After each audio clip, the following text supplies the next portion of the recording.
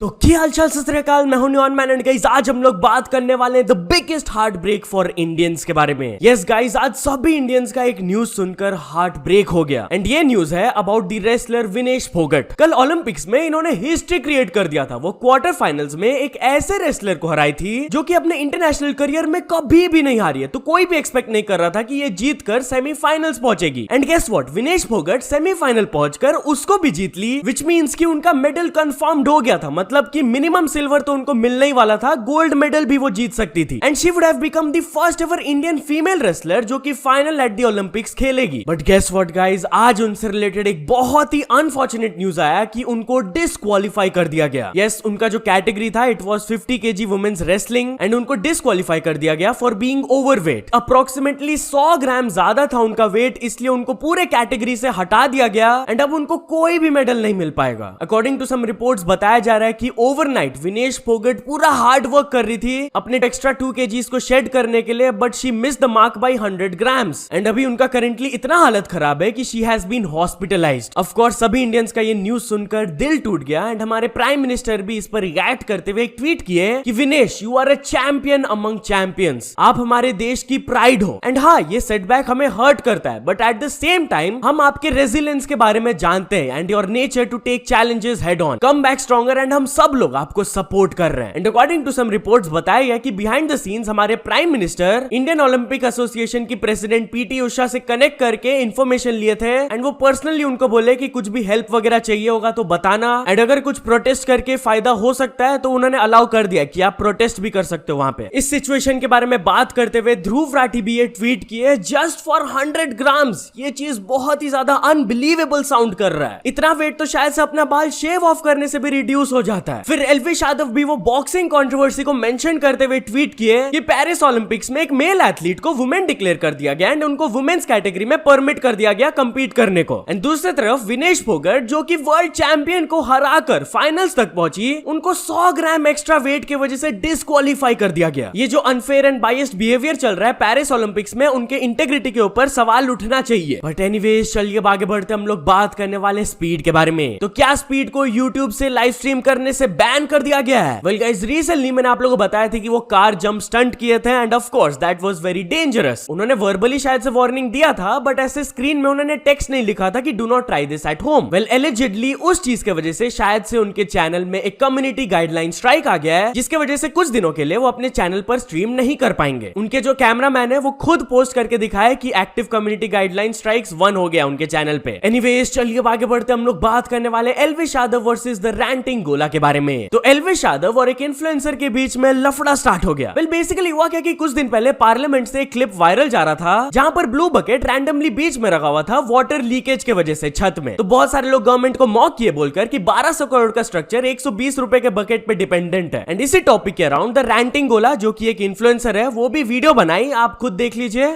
मित्रों, दिल्ली में बरसात हो रही है तो रिमाइंडर देना था कि नई संसद बिल्डिंग में नीले रंग की बाल्टी रखवा देना। जिसको शेयर करते हुए एल्विश यादव अपने ट्विटर में लिखे, आई सपोर्ट LGBTQ। शायद से इनडायरेक्टली वो उनके अपीयरेंस एंड वॉइस का थोड़ा सा मजाक उड़ाए। तो द रैंटिंग गोला अब उनको रिस्पॉन्ड करते हुए नीचे वाला फोटो पोस्ट की, yes Elvish, we know you do, I do too, we all should. उनके LGBTQ रिमार्क को लेकर उनका थोड़ा मजाक उड़ा दी। बट ये चीज यहाँ खत्म नहीं हुआ, वो फिर से एक और ट्वीट की, ईडी ने तुझे खुला छोड़ दिया। एल्विश के ईडी केस को लेकर वहां पर वो उनको थोड़ा ट्रोल कर दी, जिसकी वजह से ऑफकोर्स उनको काफी ज्यादा हेट भी मिल रहा था एल्विश आर्मी की तरफ से, जिनके बारे में बात करते हुए फिर उन्होंने ये ट्वीट किया, Elvish army showed me today that humanity is dead. Anyways, चलिए अब आगे बढ़ते हम लोग बात करने वाले एमिवे वर्सेस किंग के बारे में। तो एमिवे वर्सेस किंग के बीच में काफी बड़ा लफड़ा स्टार्ट हो गया है। वेल गाइस, इन दोनों के बीच में कंट्रोवर्सी काफी टाइम से चलते हुए आ रहा है। 2 महीना पहले मैंने आप लोगों को बताया था। उसके बाद कुछ दिनों पहले किंग एक गाना अपलोड किए थे, एफ व्हाट दे से, जहां पर वो एमिवे को थोड़ा सा डिस किए थे। तो उनको रिप्लाई देते हुए कल एमिवे अचानक से अपने इंस्टाग्राम में ये पोस्ट कर दिए with the caption #flush what they say। तो शायद से उनकी तरफ से डिस्ट्रैक्ट आने वाला है। एंड जैसे ही किंग इस चीज को देखे वो अपने थ्रेड्स में पोस्ट डाले, हाँ कोई बहुत बड़ी गलती करने वाला है, एंड नीचे वो लिखे ईगो किल्स। इसके बाद वो अपने इंस्टाग्राम में एक और पोस्ट किए जिसके कैप्शन में वो लिखे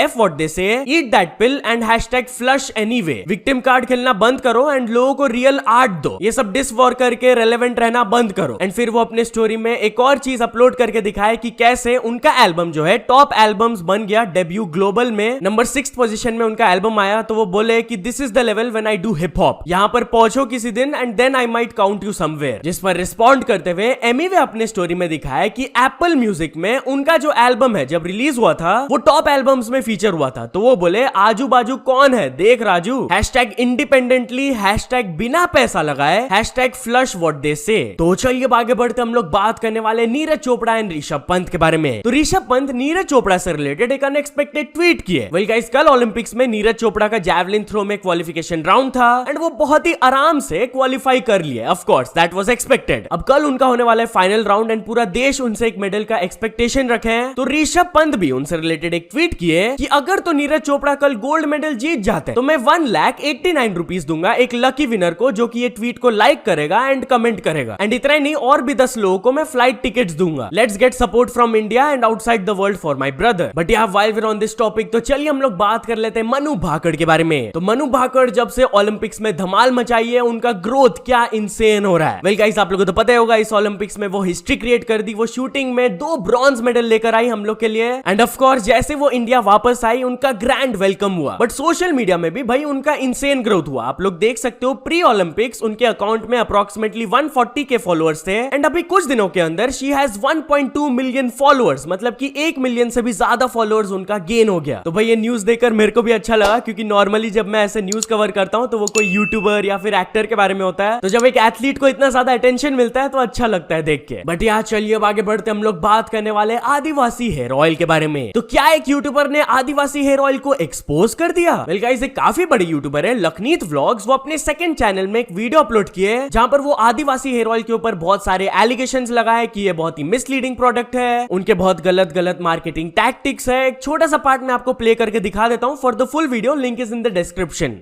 तो भाई सबसे पहले तो लोगों ने बताया कि उन्होंने प्रोडक्ट जब खरीदा तो प्रोडक्ट खरीदने के बाद उन्हें सेटिस्फैक्टरी रिजल्ट नहीं मिला। उसके बाद उन्होंने वापस कॉल किया, जो कि उनका गारंटी थी 30 डे या 60 डे, कोई 90 डेज दे रहा है कि अगर इतने में आपके बाल वापस नहीं होते हैं, बाल स्ट्रांग नहीं होते हैं, तो हम आपको पूरा 100% रिफंड कर देंगे। लेकिन जब उन्होंने कॉल किया तो उनके कॉल ही रिसीव नहीं हुए। कॉल रिसीव हुए तो उनसे बड़ी रूडली बात की गई, उनसे बोला गया कि अभी हम बिजी हैं, बाद में बात करेंगे, फलाना ठिकाना, और वो लोग बेचारे कुछ भी नहीं कर पाए। और एक दूसरी चीज़ यहाँ नोट करने वाली है कि बहुत से लोगों ने जब प्रोडक्ट ऑर्डर करा तो ये लोग बोलते हैं कि वहाँ जड़ी बूटियों के साथ उस प्रोडक्ट को बना रहे हैं। बट आपको पता है जब ट्रैक करते हैं ना ऑर्डर, तो ट्रैकिंग ऐप बताता है कि आपकी डिलीवरी तो किसी अदर स्टेट से आ रही है, किसी को गुजरात से आ रही है, किसी को महाराष्ट्र से आ रही है। तो भाई कर्नाटका का तेल उड़ के महाराष्ट्र या फिर गुजरात तो नहीं पहुँच रहा होगा ना। ऑफकोर्स इन्होंने फैक्ट्रियाँ सेटअप करी वहाँ पर और ये पूरा मार्केटिंग कर करके उसको सेल कर रहे हैं। सबसे ज़्यादा शॉकिंग बात यह कि इनकी जो हेयर ऑयल की बॉटल आती है उस पर कहीं भी इंग्रेडिएंट्स नहीं लिखे हुए उन्होंने, जो कि नेसेसरी है। मुझे नहीं पता अब तक गवर्नमेंट ने एक्शन क्यों नहीं लिखा। तो चलिए अब आगे बढ़ते हम लोग बात करने वाले मनोज दे के बारे में। तो मनोज दे बोले कि इन्फ्लुएंसर्स को ये चीज बिल्कुल भी नहीं करना चाहिए। यस, उन्होंने क्या करने से मना किया आप खुद सुन लीजिए। आजकल क्या हो रहा है कि इंस्टाग्राम पे फॉलोअर्स काफी ऐसे हैं, लाखों लोग हैं जिनका 50,000, 1 lakh follower, 5 lakh, million follower बहुत सारे इंस्टाग्राम पर है। अब वो लोग क्या कर रहा है कि कोई मान लीजिए कंपनी आता है, ब्रांड आता है, तो आप लोग अपना थोड़ा सा वैल्यू बनाइए, एक प्राइस फिक्स कीजिए, ठीक है। कंपनी वालों के सामने जो है ना आप लोग वैल्यू गिरा दिए हैं। जैसे किसी को बोलता है कि साड़ी दे देंगे फ्री में, तो रील डाल देंगे। फ्री में कोई ज्वेलरी का सामान मिल गया 200-400 रुपया वाला, तो रील फ्री में डाल दिए। ऐसा नहीं करना है भाई। कोई कंपनी आता है तो एक वैल्यू बनाइए, उसको बोलिए कि मेरा 50,000 रुपया चार्ज है। जैसे मिलियन फॉलोवर है तो आपको 50,000 रुपया मिनिमम चार्ज लेना चाहिए, चाहे वो प्रोडक्ट हो या कोई भी सर्विस का आप प्रमोशन कर रहे हैं। जैसे इसका 5 लाख फॉलोवर है तो मैं आराम से बोल देता हूँ कि 30,000 रुपया मिनिमम लगे। तो अगला बोलता है कि मिलियन वाले तो फ्री में कर दे रहे हैं, कोई बोलता है मिलियन वाले तो 2,000 रुपया में ही कर दे रहा है। कोई करना ही नहीं चाहता। क्यों पता है? क्योंकि आप लोग खुद खराब कर दिए हैं मार्केट। चार्ज फिक्स कीजिए कि मुझे इतना चाहिए, इतना लेंगे तभी, क्योंकि कंपनी आपके द्वारा पैसा कमा रहा है। आप ये चीज समझिए। बट एनीवेज चलिए अब आगे बढ़ते हम लोग बात करने वाले एक आदमी के बारे में जिनको एक फेसबुक कमेंट करने की वजह से अरेस्ट कर लिया गया। यस गाइस, इलॉन मस्क अपने ट्विटर में यूके से एक स्टोरी को शेयर किए जहां पर एक आदमी पुलिस का वीडियो बना रहे थे एंड वहां पर पुलिस उनको बोल रहे थे कि आपके एक ऑफेंसिव फेसबुक कमेंट की वजह से हम आपको अरेस्ट कर रहे हैं। तो इलॉन मस्क के इंसिडेंट के बारे में सुनकर काफी शॉक होते हुए रिएक्ट करते हुए लिखे, arrested for making comments on Facebook. क्या ये ब्रिटेन है या फिर Soviet Union? Is this really accurate? And yes, community notes में मेंशन्ड है कि according to the communications act 2003 UK में अगर आप इनडिसेंट, ऑफेंसिव या फिर ऑब्सीन कमेंट्स वगैरह करते हो पास सोशल मीडिया में, तब आपको अरेस्ट किया जा सकता है। बट एनीवेज, चलिए अब आगे बढ़ते हम लोग बात करने वाले एक सिंगल मैन के बारे में जो कि गर्लफ्रेंड ढूंढने के लिए बिलबोर्ड पुट अप कर दिए। यस गाइस, यूएस से वाला स्टोरी आ रहा है कि एक पर्सन $1000 का बिलबोर्ड लगवाए ताकि वो एक डेट को ढूंढ पाए, गर्लफ्रेंड बना पाए। एंड गाइस, लिटरली मैंने उनका इंस्टाग्राम चेक किया, उन्होंने पोस्ट किया हुआ है, वो अपने बारे में बहुत कुछ लिखे हुए हैं कि आई कैन कुक, मेरे पास एक कैट है एंड कुछ नॉर्मल हॉबीज है। अब इतना अटेंशन उनको मिला है तो होपफुली उनको एक डेट मिल जाएगी। सो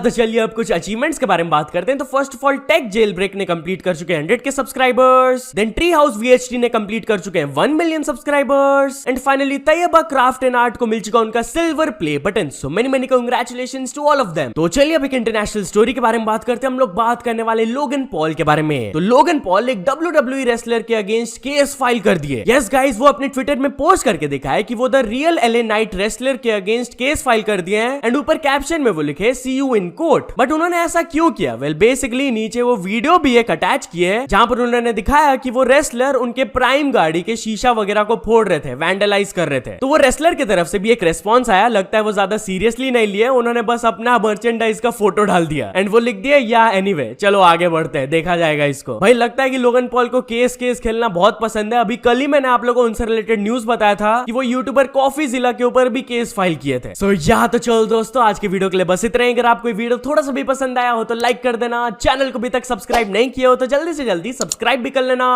न्यूज सबमिशन का लिंक डिस्क्रिप्शन में, वहां से जाके आप कुछ न्यूज भेजोगे तो आपको क्रेडिट्स में मिल सकता है मेरे डिस्क्रिप्शन में। सो ऐसे सपोर्ट करते रहना। मिलते हैं नेक्स्ट वीडियो में। Till then bye bye.